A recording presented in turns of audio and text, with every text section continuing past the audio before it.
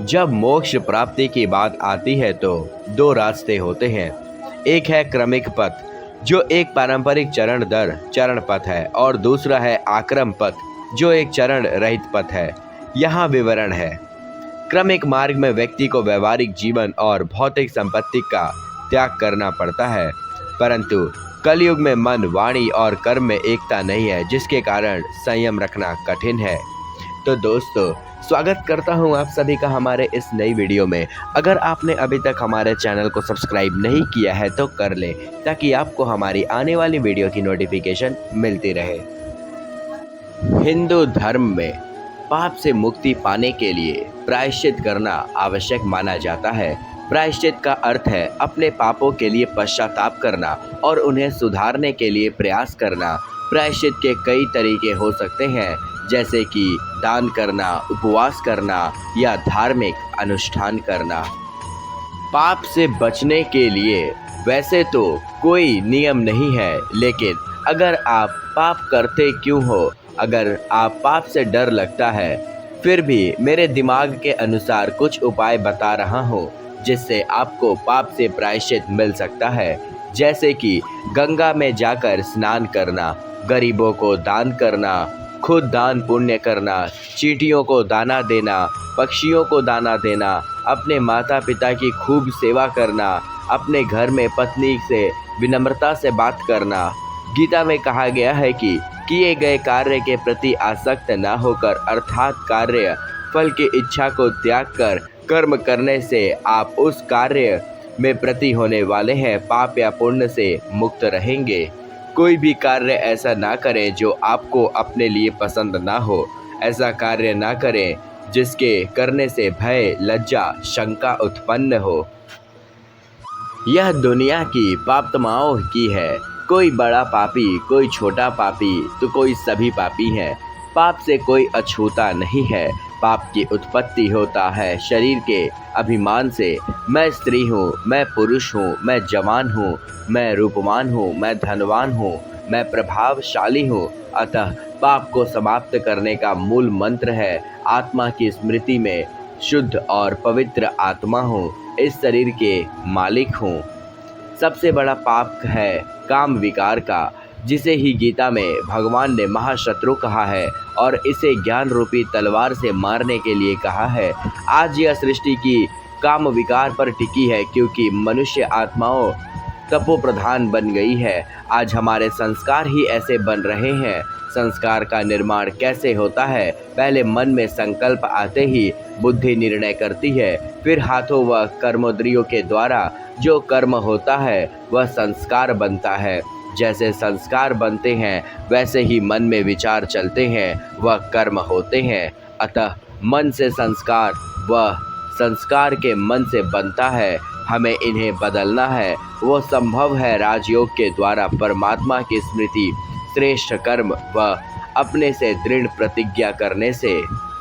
यदि किसी अनजान मार्ग पर आपको कोई आगाह नहीं करता कि आगे विकेट मोड़ है, और आप स्वयं भी ऐसी कोई चिन्ह देखने की कोशिश नहीं करते हैं जो आपको मार्ग की सावधानी बरतने के लिए ज़रूरी है, तो हो सकता है कि आप एक बड़ी दुर्घटना के शिकार हो जाएं। परंतु यदि आपको एक गाड़ी चलने से पहले कि कोई आपको बता दे कि भैया आगे सावधानी रखना, विकेट मोड़ है, तो संभवत आपको जहन में वह बात बैठी रहेगी। आप पंचवती सावधानी बरतना दुर्घटना से बच जाएंगे। ठीक उसी प्रकार यदि आप अपने दुनियादारी के विकारों से चार चौबंद रहेंगे, अच्छे साथी, अच्छी पुस्तकें, अच्छे विचारों का मनन करेंगे, तो घमंड ही नहीं, इसके समस्त भाई बहनों से आप भी बचे रहेंगे। श्रीमद् भगवद गीता में प्रथम स्कंद में महाराजा राजा प्रतिष्ठित ने श्री शुकदेव जी से ऐसा ही प्रश्न किया था। उन्होंने प्रश्न किया था कि भगवान अपने पंचम स्कंद में जो नरकों का वर्णन किया है, उसको सुनकर तो गुरुवर रोंगटे खड़े हो जाते हैं।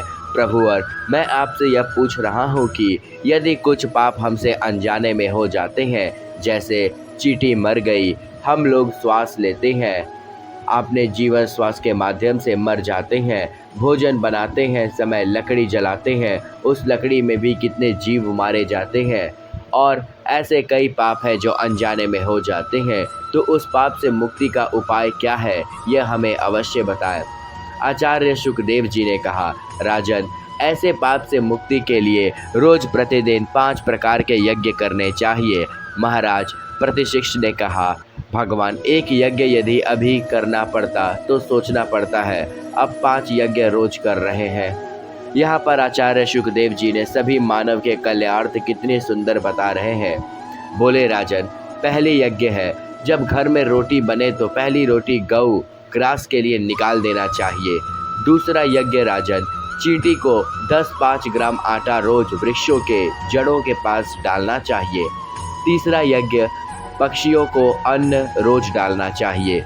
चौथा यज्ञ, आटे की गोली बनाकर रोज जलाशय में मछलियों को डालना चाहिए। और 5वां यज्ञ, भोजन बनाकर अग्नि भोजन, रोटी बनाकर उसके टुकड़े करके उसमें घी चीनी मिलाकर भोग लगाओ। अतिथि सत्कार खूब करेंगे। कोई भिखारी आवे तो उसे झूठा अन्न कभी भी भिक्षा में न दें।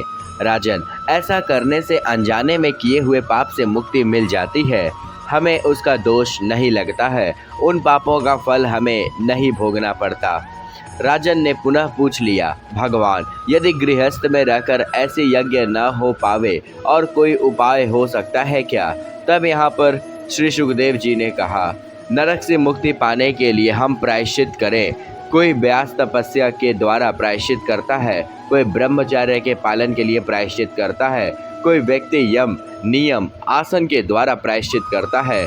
लेकिन मैं तो ऐसा मानता हूँ राजन, केवल हरि नाम संस्कृति में ही जाने और अनजाने में किए हुए को नष्ट करने की सामर्थ्य है।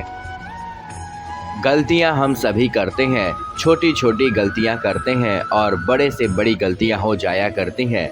पर ऐसा नहीं है कि लोग जानबूझकर अपने लिए गड्ढा खोदते हैं, बल्कि कई बार हम अनजाने में ऐसा कुछ कर बैठते हैं जिससे जीवन भर अपराध बोध महसूस होता है।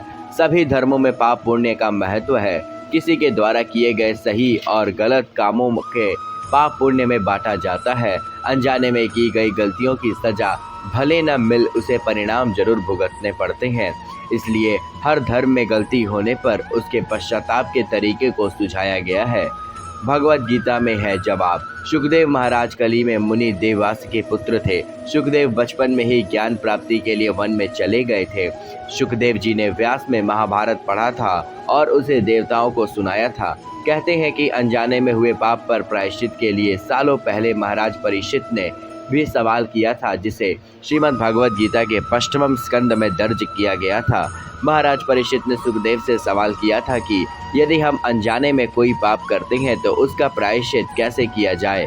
कई बार हम अनजाने में अपने पैरों तले चींटियों को रौंद देते हैं, श्वास के माध्यम से वायु में मौजूद जीवों को नष्ट कर देते हैं, लकड़ियां जलाते समय उसमें मौजूद जीवों को नाश कर देते हैं। तो ऐसे पापों का प्रायश्चित कैसे किया जाए? आचार्य सुखदेव अनजाने में हुए पापों मुक्ति के लिए हर रोज प्रतिदिन 5 प्रकार के यज्ञ करने की सलाह दी थी।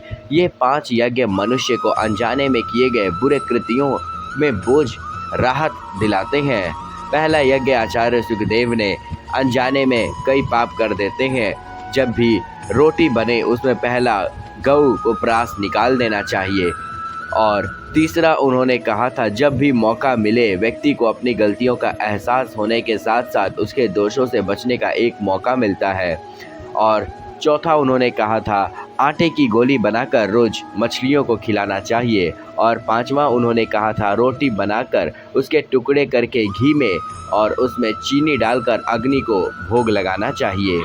यही 5 यज्ञ उन्होंने उस राजन को बताया था, जिससे कि अनजाने में किए गए सभी गलतियां माफ़ हो सकती हैं।